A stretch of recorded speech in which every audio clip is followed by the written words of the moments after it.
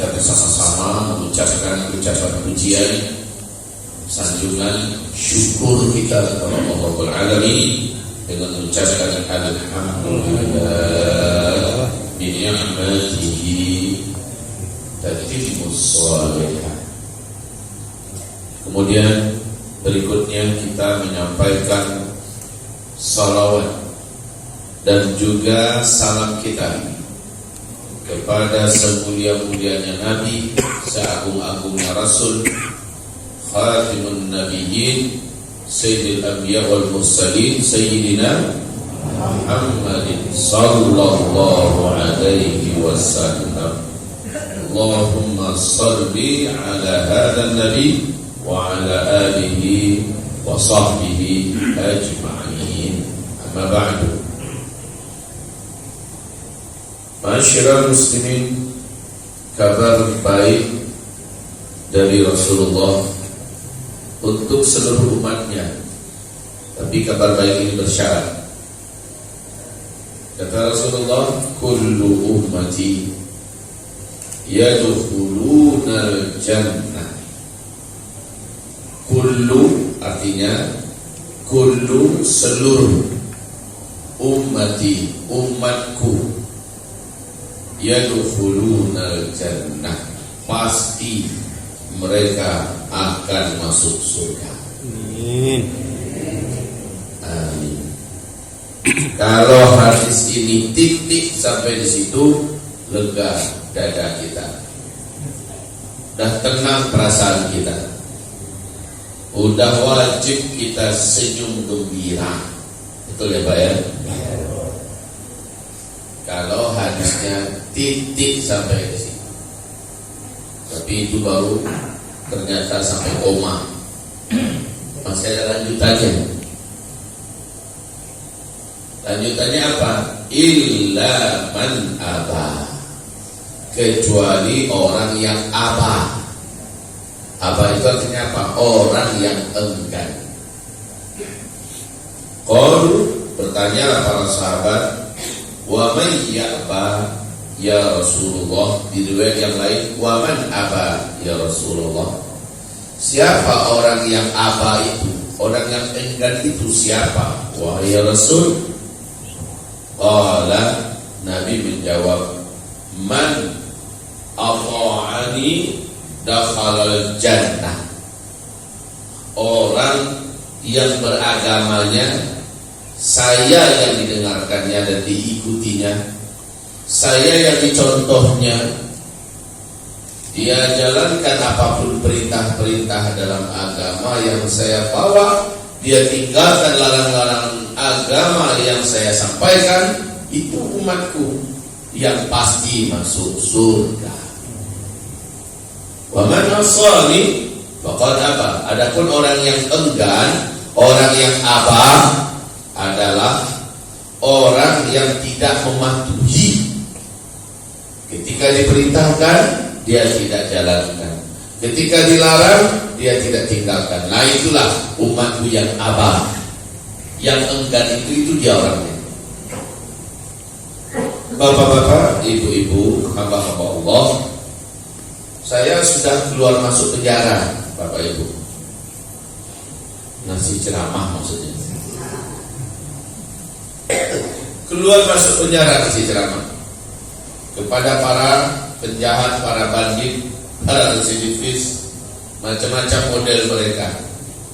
Ada yang dalam penjara itu mantan Pak Haji, ada juga yang mantan Bu Hajah, ada yang mantan artis, ada yang mantan ustaz, dan ada yang betul-betul muslim awam, muslim jahil. Saat ditanya pada mereka, coba bapak-bapak, siapa yang masuk surga, tolong angkat tangan. Semua angkat tangan. Yang muslimnya angkat tangan semua. Oh, mau masuk surga? Mau nggak mampir sebentar ke neraka? Enggak, kata mereka. Sebentar aja, kan enak ketemu sama tokoh-tokoh, bisa selfie dalam neraka. Seperti kata Mirzani ya,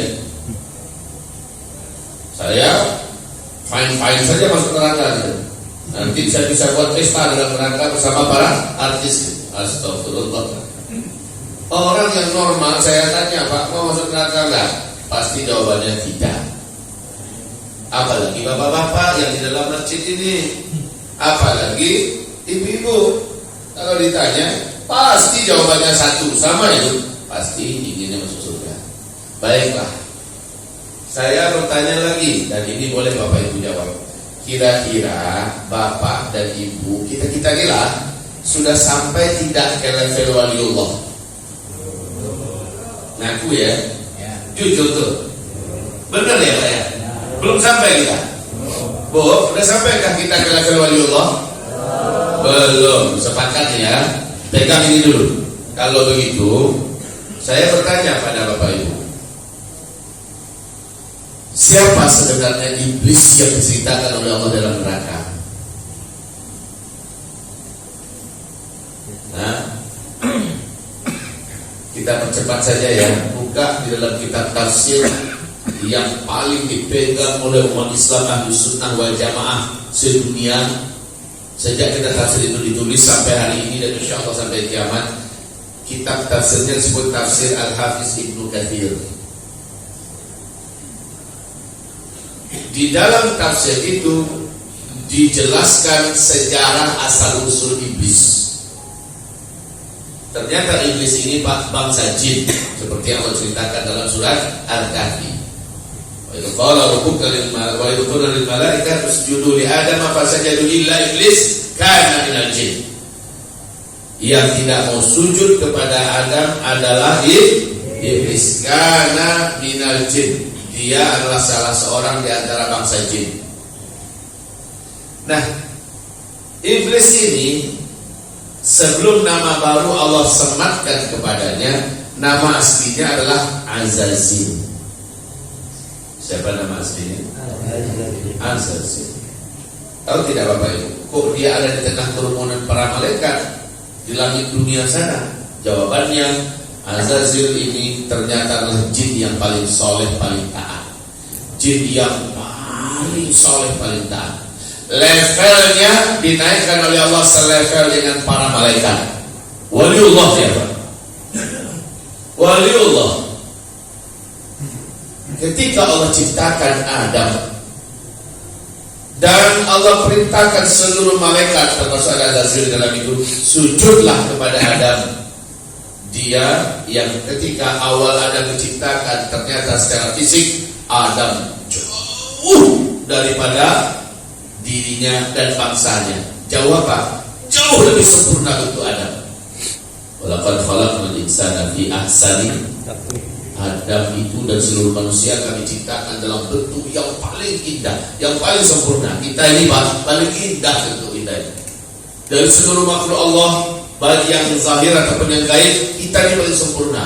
Di satu sisi itu Azazil menyimpan rasa cemburu, ya.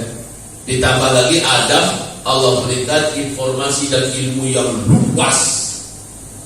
Ketika diuji semua termasuk Azazil, semuanya lewat, kalah semua.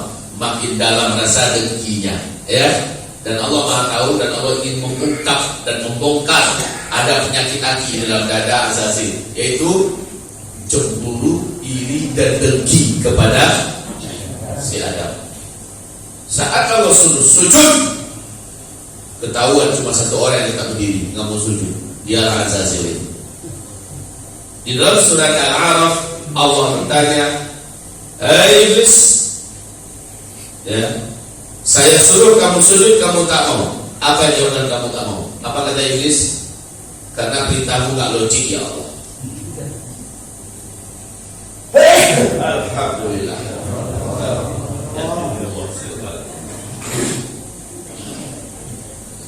Karena perintahmu tidak masuk akal ya Allah. Aku ini kan lebih senior daripada si Adam. Aku ini lebih senior, umurku lebih lama, ketaatanku selama ini terbukti, dan aku juga diciptakan dari api. Adam kau ciptakan dari tanah liat. Masa iya unsur yang begitu agung dan mulia, yaitu api, kau suruh sujud kepada makhluk yang kau ciptakan dari unsur yang rendahan? Tanah itu ya Allah, itu di bawah, hitam, apalagi tanah liat. Dalam Al-Quran kan ada itu diciptakan dari tanah liat. Tanah itu kan di bawah, diinjak-injak. Masa ya unsur yang terhormat sekelas api sujud kepada unsur yang lebih rendahan? Itu gak masuk akal. Maka perintah ini gak layak itu dipatuhi. Apa? Wa idzu qulna lil malaikah usjudu li adama fasajadu illa iblis apa? Wastakbara wa kana minal kafirin. Apa? Enggan ia menjalankan perintah Allah, disuruh sujud, dia menggeret. Apa? Wastakbara, dan dia melihat dirinya lebih baik daripada Adam. Wa kana minal kafirin. Apa artinya itu? Dan adalah iblis termasuk di antara orang-orang yang kafir. Bahaya ini loh Bapak Ibu. Seluruh umatku pasti masuk surga kecuali yang abah. Siapa yang abah ya Rasulullah? Yang disuruh dia tak mau jalankan, yang dilarang dia tidak mau tinggalkan. Itulah yang abah.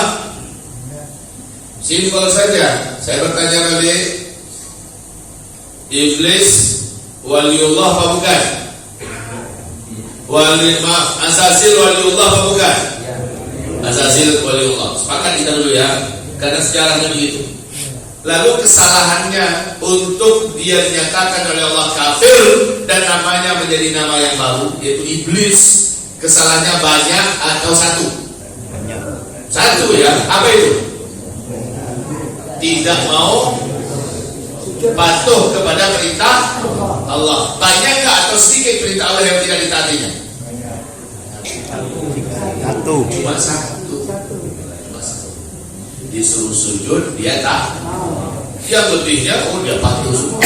Selebihnya dia patuh semua. Tapi yang ini dia tak mau. Apa?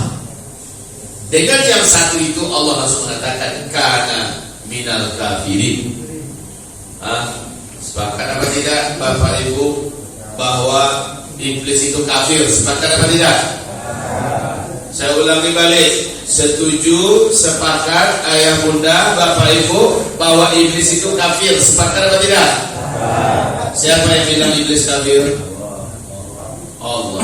Yang berhak mengkafir-kafirkan makhluknya itu hanya Allah. Kita jangan pula sok-sok Allah pula gaya kita. Kafir. Kita bukan itu. Pengajian kita bukan kafir-kafirkan orang, tapi kita hanya mengkafirkan yang Allah kan? Iblis itu kafir, jelas. Apa salah iblis? Salahnya cuma satu, tak mau patuh kepada perintah Allah saat disuruh sujud. Lalu Allah katakan kamu enggan dan kamu menyombongkan diri, kamu kafir dari iblis. Bapak Ibu, hamba Allah, sekarang kira-kira yang macam iblis ini banyak enggak? Nah, jawablah. Selesai ya? Pengajian kita selesai ya? Nah, selesai. Doa kita lagi. Tuh, dua. Bahaya itu Pak. Seluruh umatku pasti masuk surga kecuali yang abah. Siapa yang enggak itu ya Rasulullah? Yang abah itu siapa? Nabi menjawab, yang disuruh tak mau taat, dilarang tak mau tinggalkan. Itu yang abah. Dah. Udah Bapak Ibu? Udah selesai? Tutup lagi. Lanjut. Allahumma sholli ala sayyidina Muhammad. Ayah bunda sekalian yang kami muliakan, hamba-hamba Allah calon-calon ahli surga. Amin. Sekarang di zaman Khalifah Abu Bakar As-Siddiq, saat dilantik dan dibaiat menjadi khalifah, awal-awal tugas beliau adalah memerangi satu kabilah, satu suku, yang suku tersebut masih bersyahadat, masih sholat, masih puasa, masih haji, semua amalan Islam dia kerjakan semua. Tapi ada satu perintah Allah dalam Al-Quran yang mereka tolak mentah-mentah setelah Rasulullah meninggal dunia. Apa itu? Kewajiban membayar zakat. Yang lain masih mau syahadat, medok, syahadat itu. Kental dari lidahnya, asyhadu an la ilaha illallah wa asyhadu anna Muhammadar Rasulullah. Mantap. Salatnya jalan berjamaah. Ya, puasa Ramadannya kagak mau ketinggalan.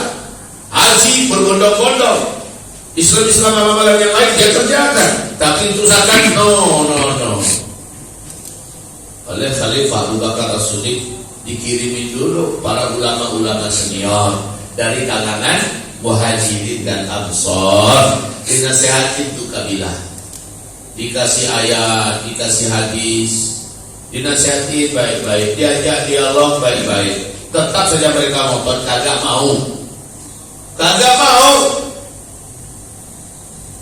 Dilaporkan pada Khalifah Abu Bakar As-Siddiq, terduduk Khalifah Abu Bakar, termenung dia, macam mana ini? Teringatlah oleh beliau pesan Rasulullah, bila ada satu saja di antara syariat agama Allah yang jelas ayatnya, jelas perintahnya, tidak dipatuhi, orang ini sudah kafir, keluar dari Islam, maka dia murtad, orang murtad diperangi.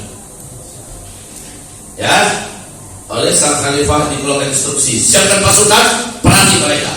Mereka sudah murtad.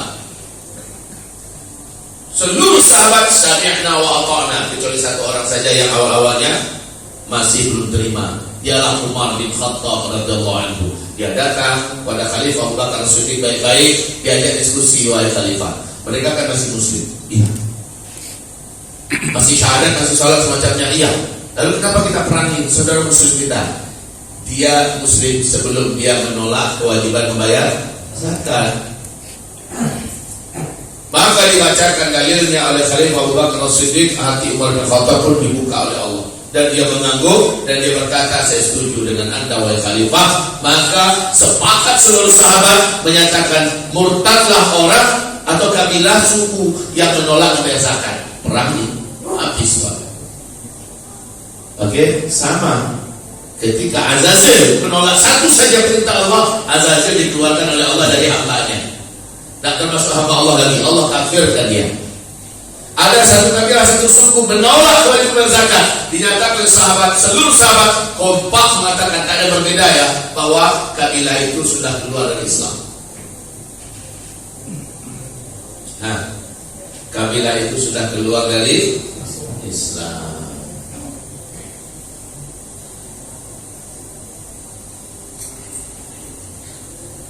Ibarat Allah yang kami muliakan.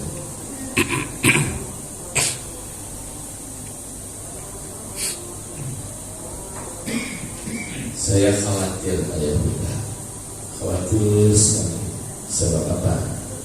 Rasulullah yang mulia sallallahu alaihi wasallam, perbandingan umatku yang akan masuk ke dalam surga dibandingkan dengan umatku yang akan masuk neraka adalah setiap kelipatan 100 orang yang masuk surganya cuma 1 kata Rasulullah. Yang 99-nya mereka masuk neraka. Saya kalau Rasulullah mengatakan ini, saya keberatan dan saya akan bantah orang itu. Tapi karena saya dapatkan hadisnya dari qaul Rasulullah SAW, ada dalam kutubus sittah, dalam buku induk hadis di kalangan ahlu sunnah wal jamaah, saya tersentak dan saya tidak berani membantah Rasulullah. Saya hanya sami'na wa ata'na, kewajiban saya sebagai ulama, sebagai warathatul anbiya, sampaikan hadis ini kepada umat. Wahai ayah bunda, ulangi kembali, dalam setiap kelipatan 100 orang dari umat Nabi, cuma berapa yang masuk surga? Berapa yang akhirnya ke neraka? 9. Kita yang mana? Insyaallah. Amin. PD ibu kita di luar itu perlu dijaga. Kita termasuk yang 1. Amin. Lalu kita tanya secara jujur, kalau saya jangan tanya, kita tanya diri kita secara jujur, apakah ada perintah Allah yang sampai hari ini belum saya jalankan? Apakah ada perintah Allah yang sampai hari ini belum saya patuhi? Jujur jawab sendirilah gitu.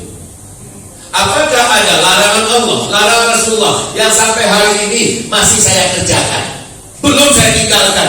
Jawab saja jujur. Kalau masih ada dan kita tidak berubah, kita tidak tobat, maaf, wahai saudaraku, wahai saudariku, kita bukan termasuk yang satu orang itu, tapi kita termasuk yang 99. Itu aja cara jawabnya. Dan pengajian ini selesai. Itu renungan pagi kita kali ini itu ya, Bapak Ibu. Saya dibisikin tadi, berapa lama kita ngaji subuh ini? Setengah jam. Iya betul, setengah jam. Ya, kalau gitu tadi udah selesai. Jam berapa sekarang? Jam udah setengah jam kan? 5 menit lagi. Saya nggak mau melanggar peraturan. Yang melanggar peraturan ini kena tilang.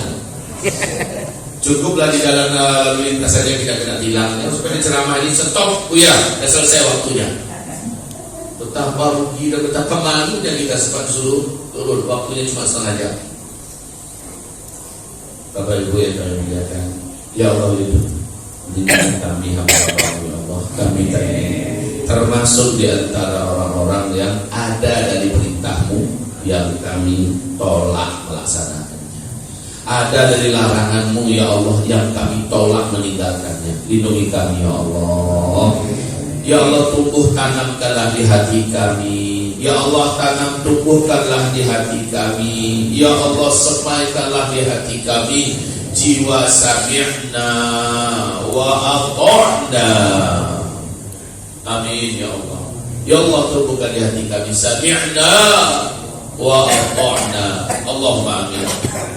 Banyak orang Islam, wahai Bapak Ibu, banyak orang Islam sami'na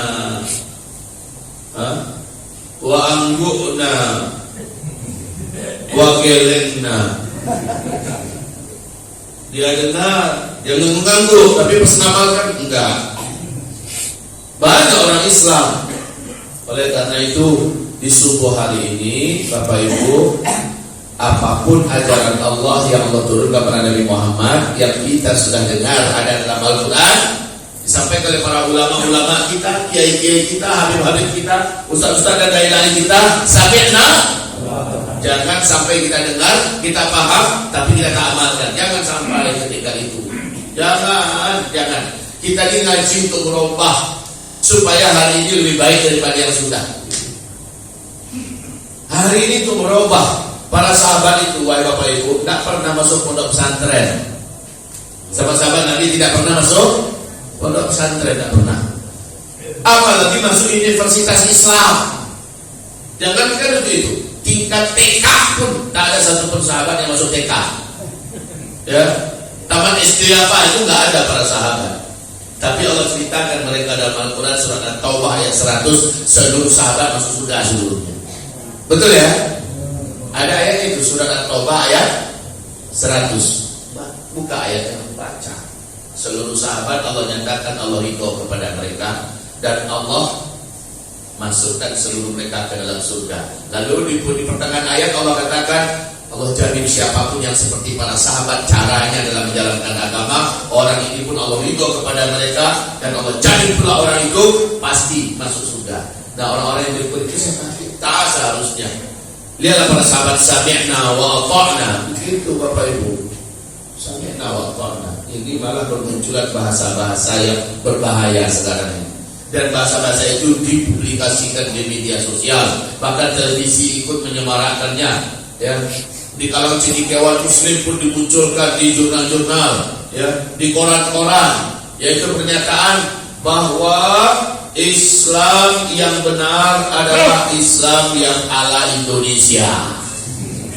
Islam yang dibawa datang dari Arab itu Islam penjajah.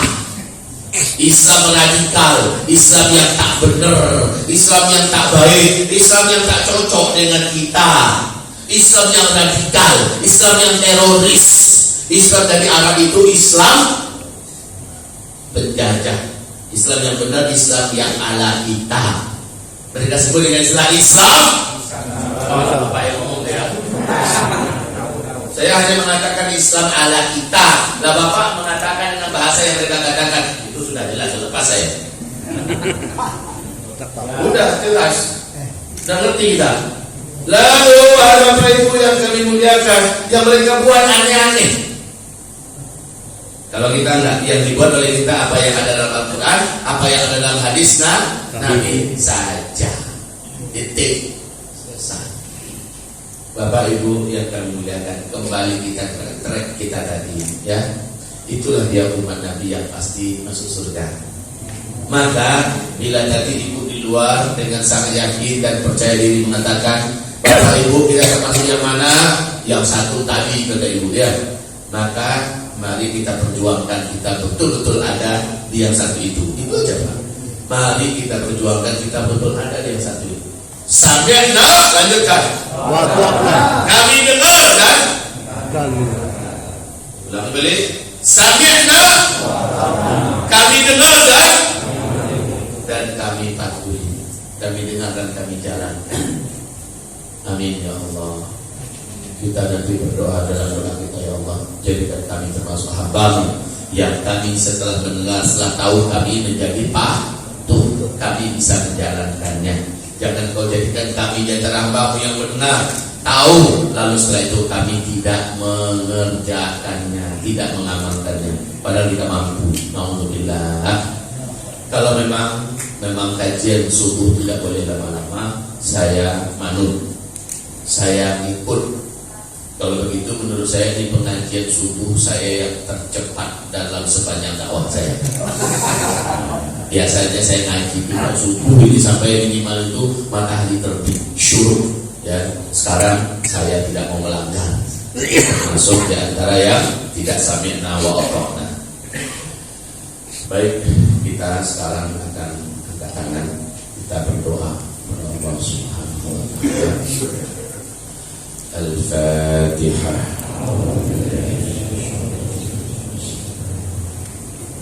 Alhamdulillahi Rabbil Alamin. Iyyaka na'budu wa iyyaka nasta'in. Ihdinas siratal mustaqim. Siratal ladzina an'amta 'alaihim ghairil maghdubi 'alaihim waladdallin. Allahumma salli wa sallim ala sayyidina Muhammadin sallallahu alaihi wasallam wa ala alihi wa sahbihi ajma'in. Ya Allah, wahai Rahmanir Rahim, dari sejak kami bangun tidur tadi, kami sholat tahajud, kami mengangkat tangan berdoa kepadamu, kami pergi ke masjid berjamaah, dan kami duduk mendengarkan majlis ilmu. Dan sekarang kami mengangkat dua telapak tangan kami masing-masing, ya Allah, berdoa kepadamu. Kami memohon dan meminta kepadamu, ya Allah, terimalah seluruh amal ibadah kami ini, ya Allah. Gugurkanlah seluruh dosa-dosa kami, ya Allah. Kabulkanlah apapun yang kami minta dan kami berdoakan kepada Engkau, ya Allah. Ya Rahman, ya Allah, ya Rahim, jadikanlah kami hamba-hamba-Mu yang hidup di akhir zaman ini adalah hamba-hamba-Mu yang Engkau kuatkan iman di dalam hati dada kami, ya Allah. Jadikanlah kami hamba-hamba-Mu yang cinta, senang mengamalkan perintah-perintah-Mu, ya Allah. Jadikanlah kami hamba-hamba-Mu yang takut dan benci, jijik berbuat dosa, ya Allah. Ya Rabb, kami buatlah kami termasuk di antara hamba-hamba-Mu yang sabar menjalankan perintah-perintah-Mu, ya Allah. Buatlah kami hamba-hamba-Mu yang termasuk sabar meninggalkan larangan-larangan-Mu, ya Allah. Buatkanlah kami dan jadikanlah kami sebagai hamba-hamba-Mu yang tabah dan sabar, ya Allah, memikul ujian-ujian yang datang dari sisi-Mu, apapun bentuk ujian tersebut, ya Allah.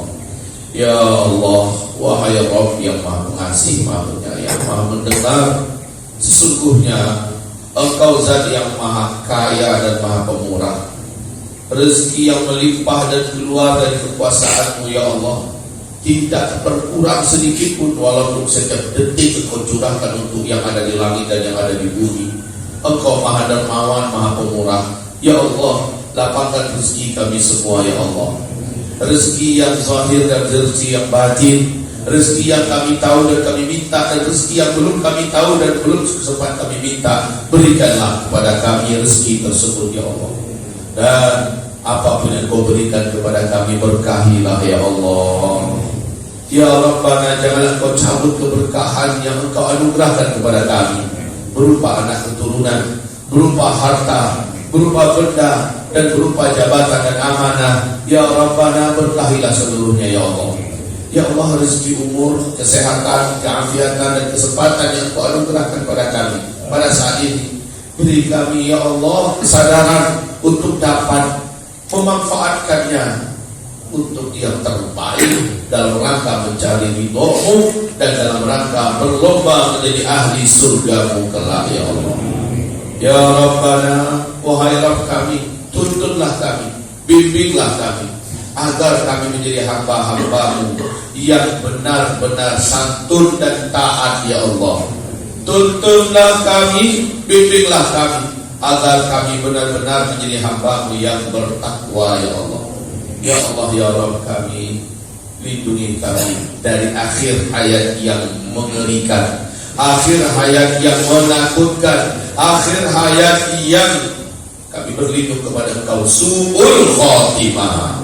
Lindungi kami ya Allah ketika kami sedang lalai, ketika dosa-dosa kami sedang banyak, ketika kami sedang jauh dari Engkau, ketika kami sedang bermaksiat, saat itu nyawa kami dicabut dari badan ini ya Allah. Lindungi kami dari su'ul khatimah ya Allah. Berilah kami rezeki husnul khatimah, berilah kami rezeki husnul khatimah, berilah kami rezeki husnul khatimah.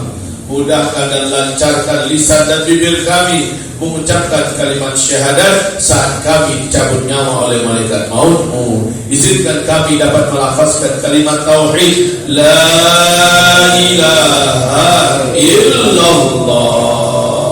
Allahumma amin ya Rabbana. Ya Allah, di sebuah hari yang ceria dan berkah ini, sampaikanlah salawat dan salam kami untuk kekasih-Mu dan juga kekasih kami Sayyidina Muhammad Rasulullah sallallahu alaihi wasallam. Ya Allah, bebaskanlah para habib-habib kami, para ulama-ulama kami, para kiai, ustaz-ustaz dan dai-dai kami ya Allah, serta tokoh-tokoh kami ya Allah yang saat ini dalam perangkap dan dalam fitnah musuh-musuh-Mu ya Allah. Selamatkanlah seluruh kami tanpa terkecuali dari makar-makar dan kejahatan-kejahatan musuh-musuh-Mu ya Allah. Ya Allah, balasilah dan balikkanlah seluruh makar dan kejahatan orang yang jahat terhadap diri mereka di dunia dan di akhirat. Ya Allah, Allahumma amin. Amin ya Rabbana ya Arhamar Rahimin. Rabbighfir wa liwalidayya warhamhuma kama rabbayana shighara. Allahumma Rabbana ighfir lana wa li jami'il muslimina wal muslimat والمؤمنين والمؤمنات الأحياء منهم والأموات برحمتك يا سميع قريب مجيب الدعوات. ربنا ظلمنا أنفسنا وإن لم تغفر لنا وترحمنا لنكونن من الخاسرين. ربنا لا تزغ قلوبنا بعد إذ هديتنا وهب لنا من لدنك رحمة إنك أنت الوهاب. ربنا فاغفر لنا ذنوبنا وإسرافنا في أمرنا وثبت أقدامنا وانصرنا على القوم الكافرين. ربنا آتنا في الدنيا حسنة وفي الآخرة حسنة وقنا عذاب النار. سبحان ربك رب العزة عما يصفون وسلام على المرسلين والحمد لله رب العالمين.